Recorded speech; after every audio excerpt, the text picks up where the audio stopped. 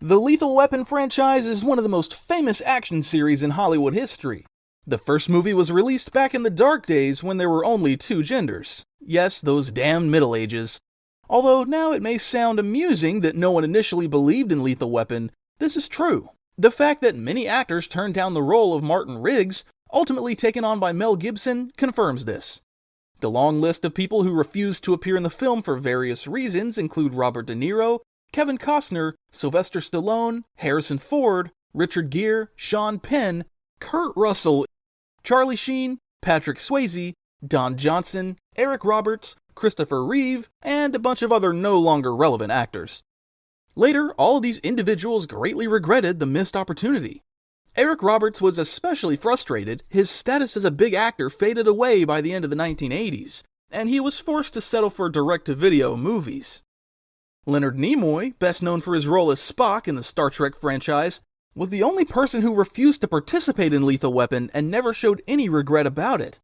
Nimoy, however, was supposed to direct the film. Before 1987, he directed two box office hits, Star Trek III: The Search for Spock, and Star Trek IV: The Voyage Home. When Warner Brothers rejected Ridley Scott due to conflicts on the set of Blade Runner, the studio wanted Nimoy to direct Lethal Weapon. After reading the script, Nimoy rejected the offer. He said that he simply didn't feel like he could put on a thrilling action film. Instead of Lethal Weapon, he directed the comedy Three Men and a Baby, which grossed $160 million at the US box office alone. Lethal Weapon was very different in its early stages of production. The script was written by Shane Black, who was still unknown at the time, but later went on to write scripts for films such as The Last Boy Scout, The Long Kiss Goodnight, and Last Action Hero. The first draft of the script was 140 pages long and envisioned Lethal Weapon as a dark and depressing action film featuring an unhinged cop. Martin Riggs was supposed to be simply sick in the head. The movie was supposed to have snipers killing children in a playground, a chase scene with helicopters that explode into crowds of civilians, and so on. They did film a lighter version of the scene with a sniper on the playground, but it was left out of the final movie. When most of the famous actors of the time turned down Warner Brothers' offer, the studio hired screenwriter Jeffrey Boehm, known for his work on The Dead Zone.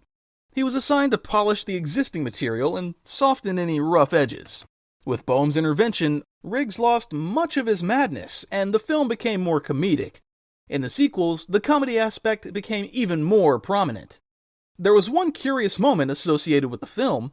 Back then, no one really cared about it, and no one noticed anything out of the ordinary, but nowadays things are a little different. The studio managed to secure Bruce Willis, who was then gaining popularity from the Moonlighting TV series. Studios hadn't yet flooded Willis with good scripts at the time, so he gladly accepted Warner Brothers' offer.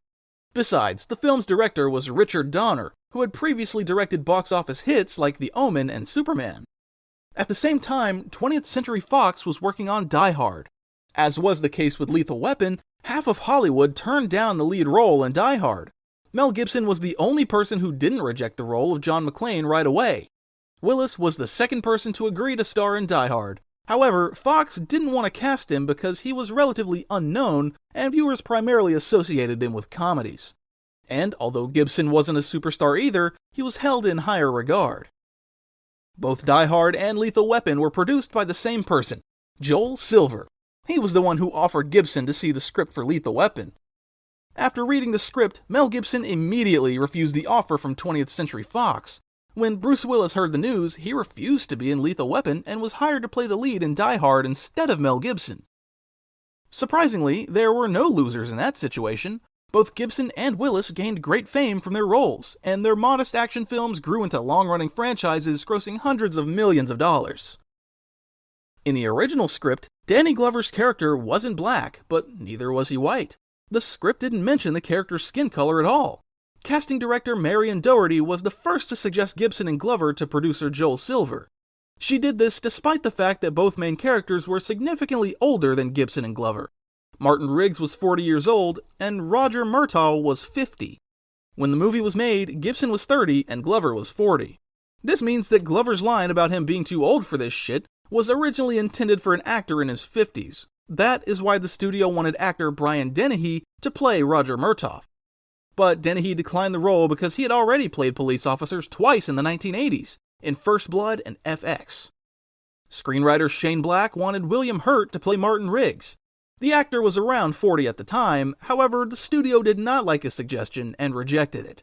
It's difficult to say how Hurt would have handled the role of Riggs from the original script, but after all the changes that Jeffrey Boehm made to Black's script, he would definitely have a hard time. At the time, Lethal Weapon was the hardest film for Gibson to prepare for. The actor spent over 3 months to get in shape. He went to therapy, worked out with a trainer, and spent time with actual police officers. The film was also lucky to have Gary Busey on board. The actor got into Lethal Weapon almost by accident. Busey admitted that he was considering ending his acting career because it was not going too well. But one day, his agent called him and suggested that he play the villain in Lethal Weapon. According to the actor, the studio was looking for a total psychopath who would look threatening on camera. The actor says that he is extremely grateful to the film because this role gave a huge boost to his career. Once the film premiered, studios flooded him with offers, though the majority were for the roles of psychopaths. Although Shane Black was initially dissatisfied with the amount of changes made to his script, he eventually agreed to write the sequel due to Lethal Weapon's huge box office success and the fame it brought him. He finished the task in 6 months, but the studio and director, Richard Donner, were not happy with the result. In his script, there was almost no comedy, and the South African antagonists were even more unhinged than in the final film. Furthermore, Joe Pesci's character only had a couple lines and appeared in one scene, while Gibson's character died at the end of the script. Warner Brothers requested that Black completely rewrite the script, but he refused and parted ways with the studio. As a result, his script was rewritten anyway, leaving only the central idea of the confrontation between the main characters and South African diplomats. In interviews, Shane Black has repeatedly stated that he considers his script for the Lethal Weapon sequel to be his best work. There were many attempts to find the script, but neither the studio nor the producer kept the original. The studio later asked Black to write the scripts for the 3rd and 4th films in the franchise, but he firmly declined. There is something that can be called the Shane Black effect. In the 1990s, he became the highest paid screenwriter in Hollywood history, but all of his recognized scripts were heavily modified by other writers.